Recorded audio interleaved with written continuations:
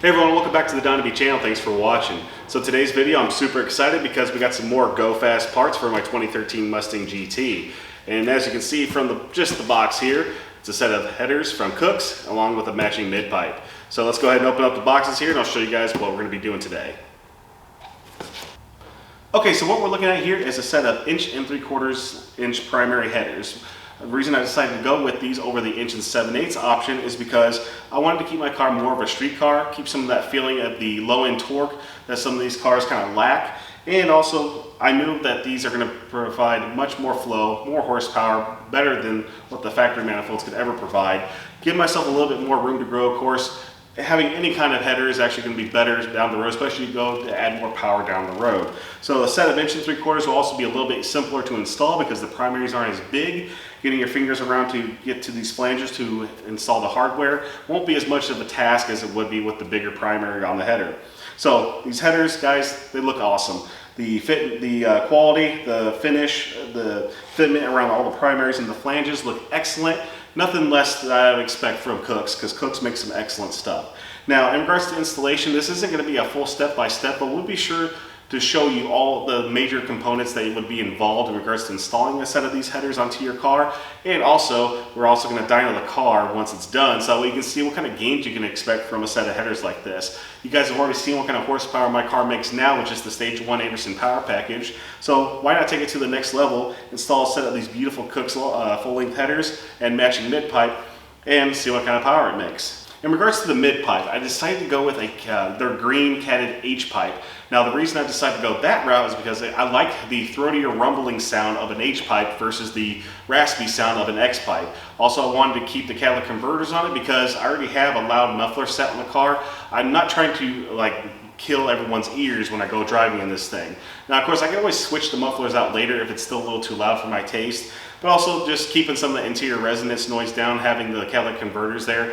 And Kooks recommended to go with the green cats for, let's just say, future power down the road that I have. They recommended that, so I'm going to follow their recommendation, and I picked up their catted H-pipe. So again, we have plenty of work on our hands ahead of us. You can be done on your own in the garage, but if it's not something you want to take on, or if it's something that's a little intimidating to you, give Anderson Ford a call, talk to the service department, and they'll be happy to set you up with a set of Kooks headers. Okay, so with all that being said, let's get the car up on a lift and let's get to work. One of the things I would highly recommend is to remove the battery and battery tray completely from the car so you have access to the catalytic converter bolts that match up to the manifolds. This will also give you more space to be able to reach the passenger side upper wideband sensor to disconnect the plug, and also be able to reach a lot of the manifold hardware that you need to remove. I decided to evacuate my air conditioning system to be able to remove the pressure line to the compressor.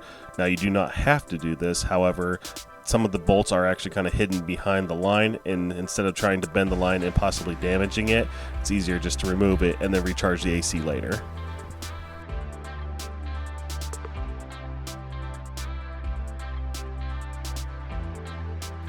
Now, even though you're limited on space, you can access a lot of the manifold studs and nuts from the top of the car.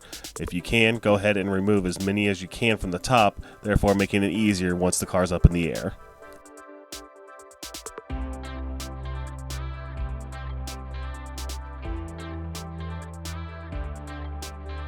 Now, some of the manifold to catalytic bolts actually may fight you a little bit. If you have access to a torch or can apply some heat, it'll make it much easier to get them removed. I found that getting the starter bolts out was much easier to do if you drop the service tray to be able to get assortment of extensions to the bolts. This was also true to be able to access some of the motor mount bolts as well.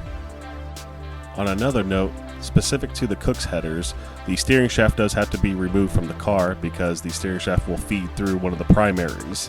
In order to do so, make sure you lock your steering wheel so that way you do not damage your clock spring if the steering wheel does move.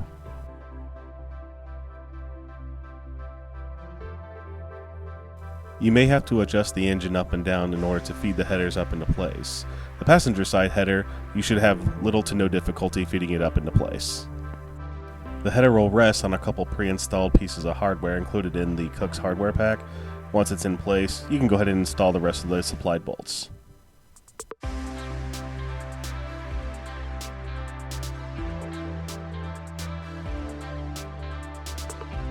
The driver's side header will be more of a task to get into place. I did have to adjust the engine up a little bit and also twist the header around in a few different directions in order to get it past the K-member. And it may get a little frustrating, however it will go up into place and of course clear everything with ease once it's actually up onto the cylinder head. The rest of the installation is actually pretty straightforward. Just remember you'll need to reconnect your steering shaft to run it through one of the primaries on the driver's side header.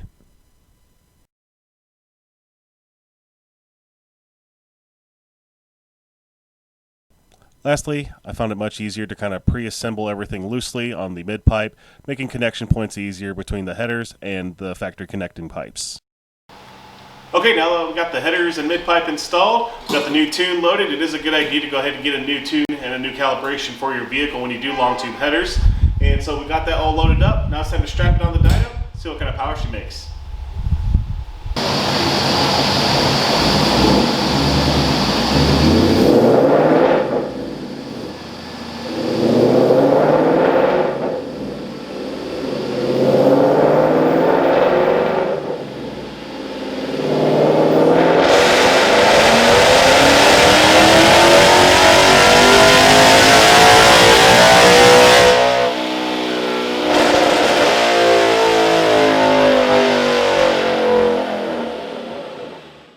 Okay, and the results are 390 rear-wheel horsepower and 372 foot-pounds of torque, which is a nice gain of 10 horsepower and 10 foot-pounds of torque over the last dyno pull we did before the header installation. Now that doesn't actually tell the whole story. If you actually look at the dyno graph, you'll see that we gained a little bit more low-end torque and then also gained a little bit more of the high-end horsepower. Gained up to about 20 foot-pounds of torque at the bottom end and gained about 15 rear-wheel horsepower at the top end. So pretty solid gains in the curve overall. So I'm super happy with that. It's about what I expected in regards to getting horsepower and torque out of a set of smaller primary but full-length headers in regards to my car. That's going to be a wrap for this video. Thank you so much for watching. If you're looking at a set of headers for your 11 to 14 Mustang, Kooks is definitely a great option to go with. The quality, the fitment, everything is perfect on these things, and they do give you a little bit more of an aggressive exhaust note, and they set you up for the future for more future horsepower. So thank you so much for watching. If you like my content, please like, please share, and subscribe. Be sure to hit that notification bell so that way you don't miss out on anything new coming to the channel. Take care, and we'll see you in the next one.